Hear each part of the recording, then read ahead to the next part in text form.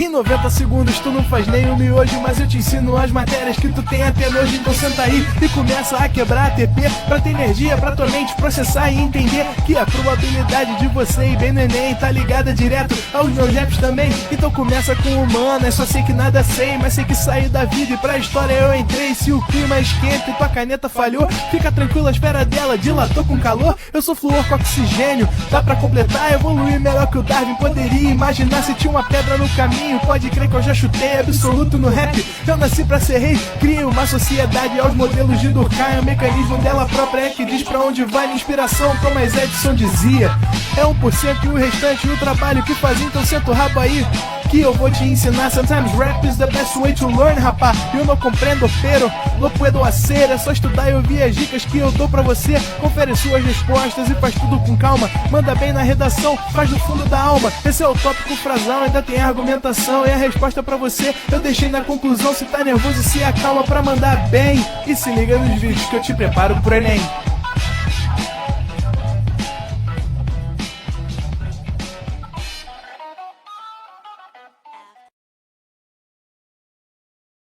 Se o Enem fosse hoje, você estaria preparado? Não, né? Nós vamos deixar pronto em apenas 3 dias. No dia 5 de junho, eu estarei te explicando tudo que você precisa para fazer a prova do Enem. Para você que nunca fez, que não conhece a prova, não sabe como funciona, eu vou te explicar cada detalhe dessa avaliação. No dia 6 de junho, o ProEnem vai te mostrar como você vai deixar de ser aluno e vai se transformar em um universitário. E para fechar, no dia 7 de junho, nosso mestre, David Gonçalves, te mostrando os caminhos para você conseguir o tão sonhado 1000 na redação. E o melhor, tudo de graça. Participe da Semana Enem 2023 em apenas 3 dias, aprenda tudo para a sua aprovação, para você conseguir tirar aquela nota maravilhosa no seu Enem. ProEnem, sempre com você. Estamos ao vivo, estamos online, Fê. Salve, salve, galera. Muito boa tarde, Renan. Tudo bem? Tudo bem, Felipe? Vambora. E aí, Renan, como é que foi de final de semana? Foi tranquilo, deu pra divertir. É, maravilha. Bom, galera, na semana passada nós vimos a primeira parte relacionada à questão dos sequenciadores e hoje nós vamos ver a segunda parte.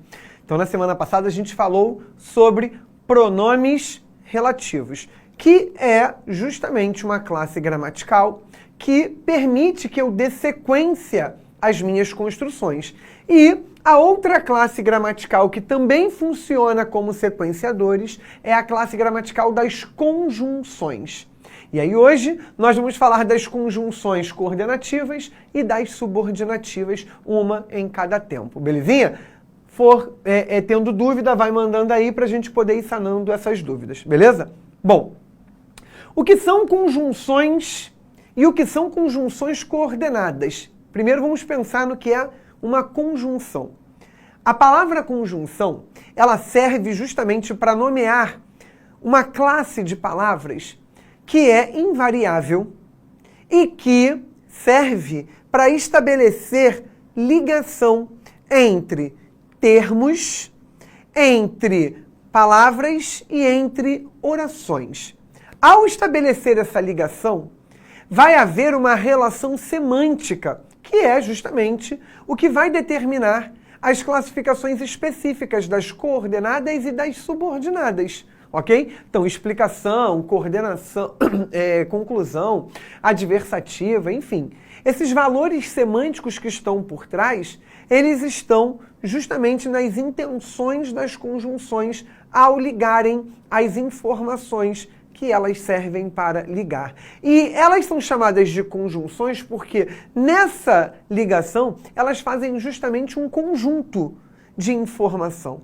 Aquela informação primeira com a informação segunda, ao se unirem, estabelecem uma relação de conjunto significativo, ok?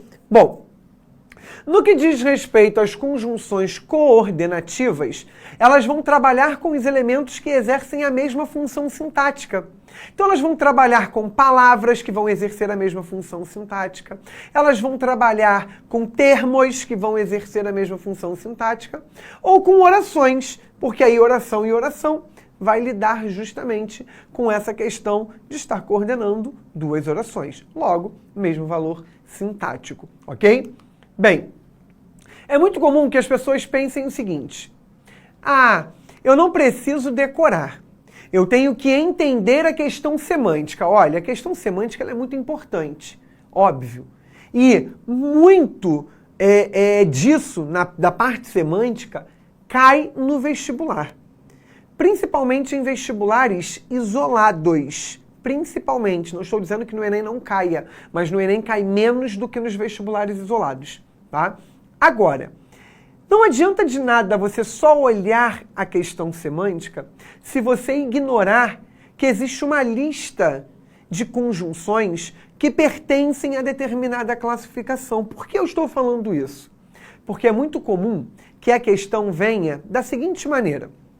Vem um período, tem uma conjunção.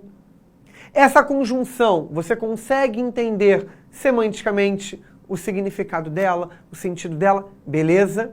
E aí ele pede que você marque a opção em que outra conjunção possa substituir aquela sem alterar o sentido.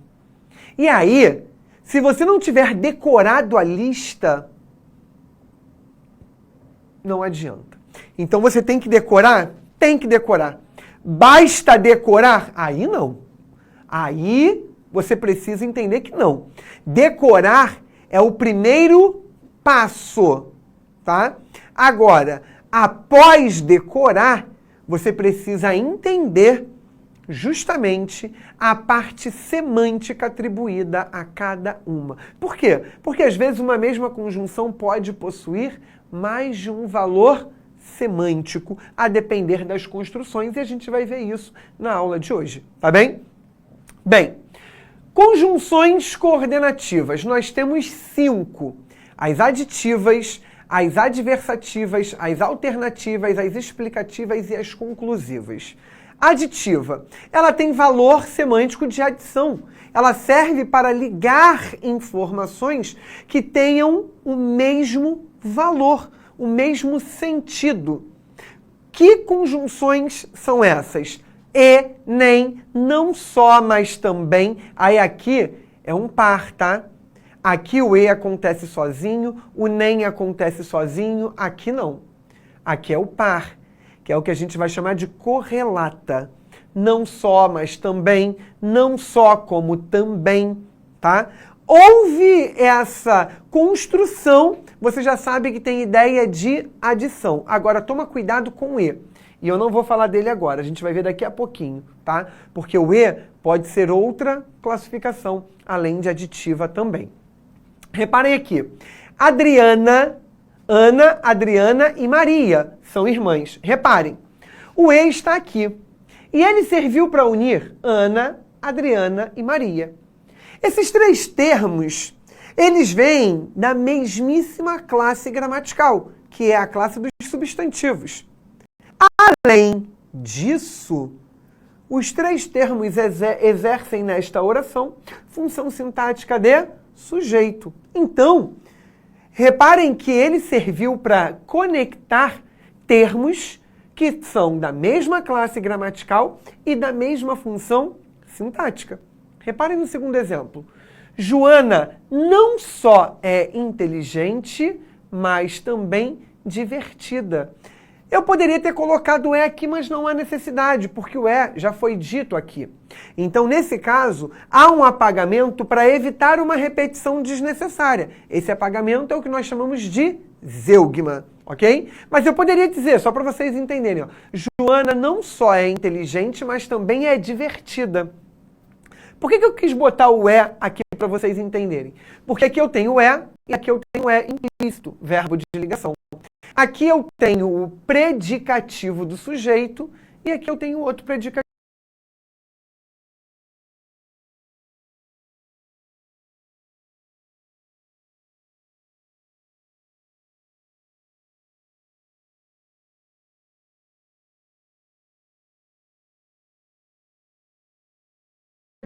sujeitos 2 vem da classe dois adjetivos. Então, ela é exigente, ela é invertida, ela é as duas coisas. Eu adicionei. Por isso que é chamado de aditiva. Ali eu adicionei